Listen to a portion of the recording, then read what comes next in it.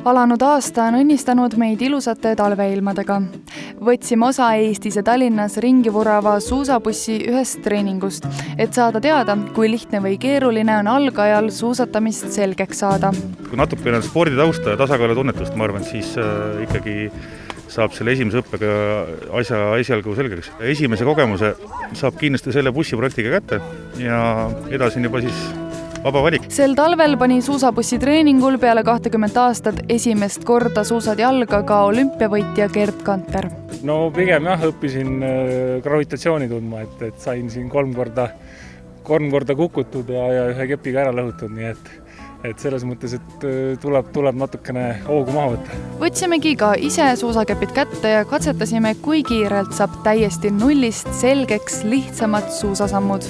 Käe pistad siit sellest aasast läbi alt ülesse, niiviisi. Ja siis lased pöidla ühele poole, sõrmed teisele poole ja pead niimoodi nii, teine ka samamoodi.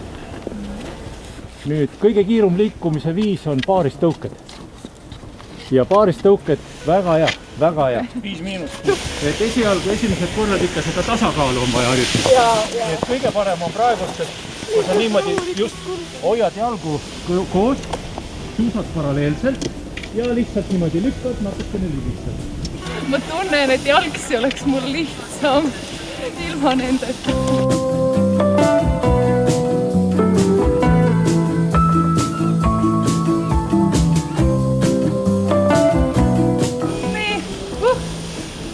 Seis!